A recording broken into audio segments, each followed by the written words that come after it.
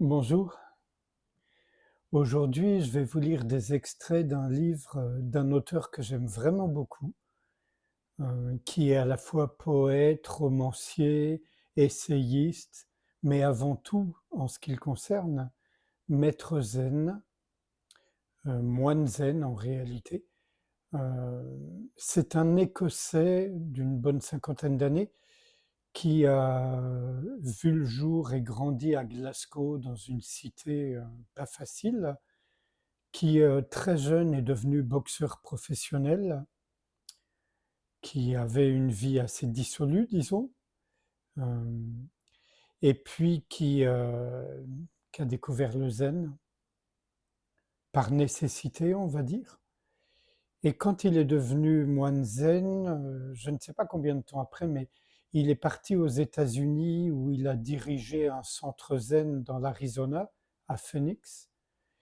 Et moi je l'ai découvert en 2011 dans la publication de son premier livre en français, qui s'appelait «Regarder les hommes mourir» et c'est 13e Note édition, qui n'a pas été republié malheureusement. C'est un recueil d'essais, de nouvelles, certaines sont assez, costauds et l'essai qui porte le nom, c'est, à la demande de détenus condamnés à mort. Il a assisté à 2 exécutions en tant qu'aumônier zen finalement. Et c'est, d'une beauté stupéfiante en même temps, voilà, hein, c'est des exécutions capitales. Donc voilà comment je l'ai découvert et depuis je le suis, je lis ses romans, ses essais et voici donc le celui-ci qui a déjà quelques années, paru chez Pocket, La vie après l'ego.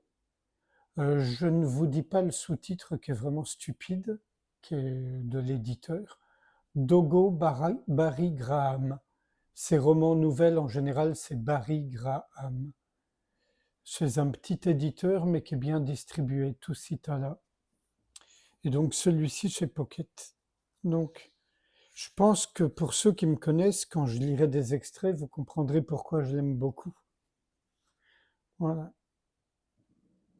Pour être heureux, pour être libre, pour ne pas nuire au karma, vous devez abandonner cet état d'esprit qui cherche, qui désire et qui évite. Cela ne signifie pas que cet état d'esprit qui cherche, désire et évite va disparaître. Il sera toujours là, mais il n'aura plus de pouvoir sur vous parce que vous ne vous identifierez plus à lui. Lorsque vous recevrez ce que vous espériez, vous serez heureux et reconnaissant. Lorsque vous ne recevrez pas ce que vous espériez, vous serez heureux et reconnaissant. Pas d'attachement au paradis ni de peur de l'enfer.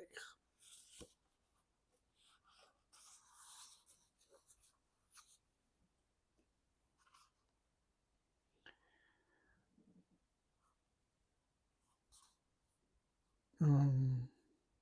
Comme tout le monde, j'ai énormément de peine et de tristesse en moi, mais je suis tout le temps heureux, et ma vie est pleine de joie et de moments d'émerveillement.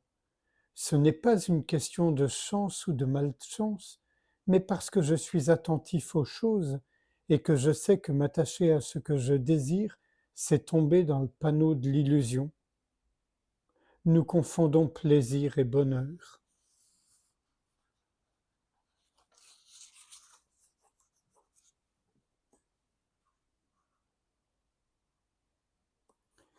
Certains font l'erreur de penser que mettre de côté l'ego, oublier de ne penser qu'à soi-même, signifie qu'il faut d'abord penser aux autres. Mais cela reviendrait exactement au même que lorsque vous pensiez d'abord à vous. Votre pensée resterait coupée en deux. L'antidote à la souffrance est la compassion, et la compassion par nature n'est ni discriminante ni spécifique. Voir le monde à travers le prisme du je ou des autres participe à la même illusion. Je ne suis pas vous et vous n'êtes pas moi, mais nous sommes la même chose. Donc nous ne pouvons pas éprouver de la compassion pour l'un et pas pour l'autre. Vous êtes déjà là où vous êtes censé vous trouver et vous avez déjà tout ce dont vous avez besoin parce que vous êtes déjà la personne que vous avez toujours voulu être.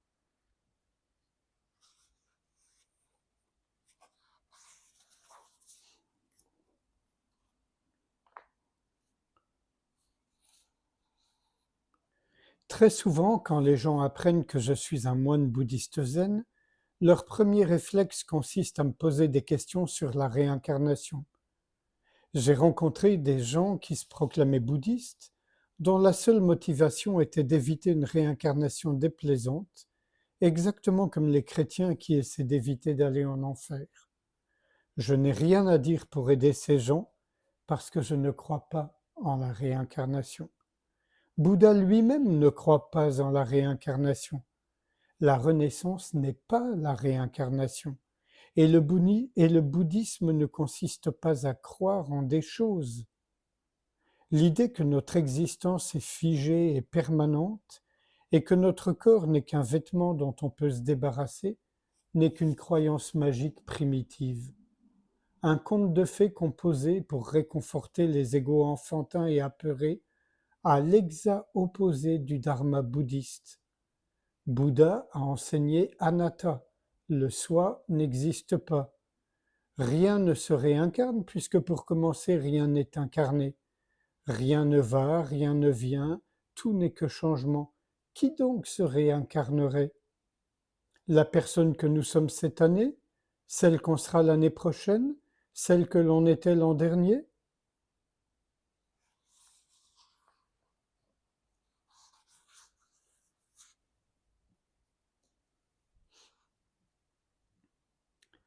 Il n'y a pas de mal, absolument rien de mal à avoir des pensées, même les plus négatives. Si les convictions profondes qui vous font vous sentir comme un moins que rien ne sont pas mauvaises, alors qu'est-ce qui est mauvais? Il n'y a aucun problème à avoir des pensées qui vous soufflent que vous ne valez rien. Alors où se situe le problème? Quel est le problème qui découle de cette pensée? Vous pensez que vous ne valez rien. Cette pensée est inoffensive. Alors quel est le problème? Là, c'est des questions-réponses. Le disciple. Réagir à cette pensée.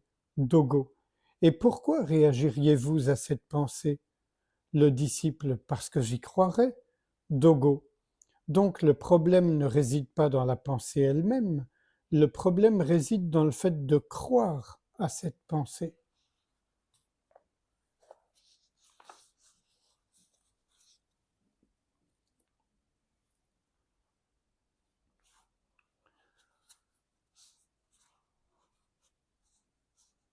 Quand vous voulez quelque chose mais que vous croyez ne plus être attaché à votre vision égocentrée, vous risquez de devenir plus odieux qu'avant lorsque vous étiez égoïste et que vous vous disiez bon sang, mais donne-moi juste ce que je veux, fais ce que je veux. Désormais, vous pensez toujours la même chose, mais vous l'enrobez dans une sorte de pitié perverse. Je n'ai plus de point de vue égoïste, je ne suis pas égocentré ni arrogant, je suis meilleur que vous. Fais ce que je veux parce que j'ai raison et que tu as tort. Dans ce cas de figure, peu importe ce que vous dites, vous pouvez dire je t'aime, et cela passera toujours par une attaque, parce que ça ne sera rien d'autre. Il s'adressait bien sûr aux gens qui se croient spirituellement développés. Les pauvres, les pauvres. Une disciple zen m'a dit combien elle avait envie de faire une retraite silencieuse. Elle n'en avait jamais fait auparavant. Je lui ai dit que c'était impossible. Vous ne pouvez vous retirer nulle part, et il n'y a rien dont vous pouvez vous retirer. Même si pendant une longue période personne ne prononce un mot, vous devrez éternellement écouter la voix de la personne la plus insupportable et la plus ennuyeuse qui soit, vous. Les retraites silencieuses sont précieuses, mais elles n'impliquent ni silence ni retraite.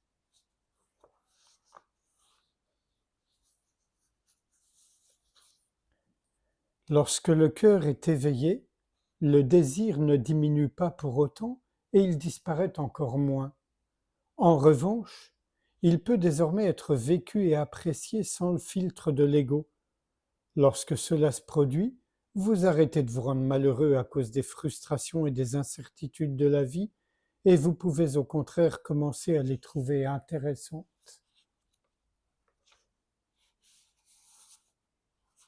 Là, un passage que j'aime vraiment beaucoup, que je trouve incroyablement vrai. Vous savez, je vis à Paris, donc il y a énormément de manifestations à Paris. Vous qui lisez ces mots, êtes-vous en guerre? Je ne vous demande pas si vous êtes dans l'armée, je ne veux pas savoir de quel pays vous êtes, ni si votre pays est en guerre. De toute façon, il l'est sûrement d'une manière ou d'une autre. Je vous demande, êtes-vous en guerre? Si vous voulez croiser des gens belliqueux, participez à une marche pour la paix. Regardez les visages en colère, écoutez la fureur avec laquelle les manifestants hurlent leurs slogans. Voyez combien ils détestent l'armée et le gouvernement. Pourquoi les détestent-ils à ce point? Parce que ce sont leurs ennemis. Parce que le mouvement pour la paix ne relève pas de la paix, il relève de la guerre.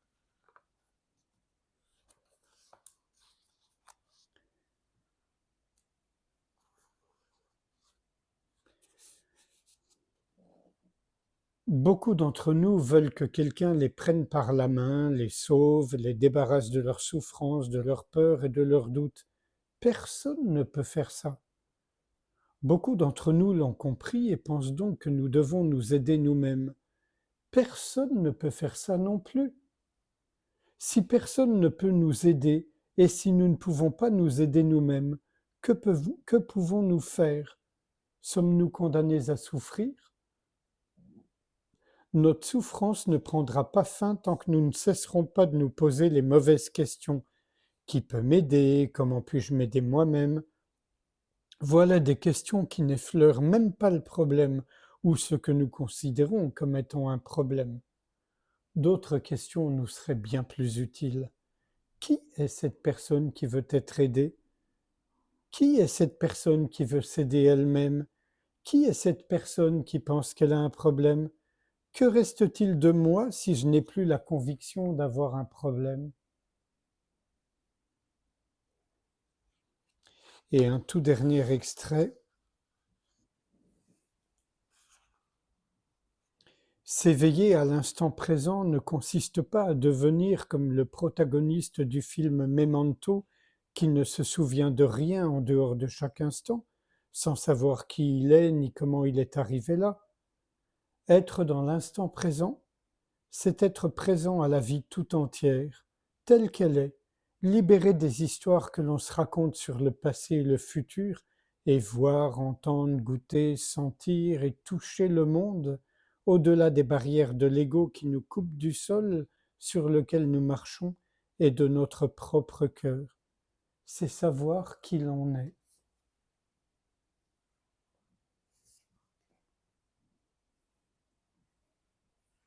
Sans réfléchir à ce qui vient d'être lu, je vous invite à ce qu'on passe un instant ensemble en silence, sans rien faire, juste être ouverture.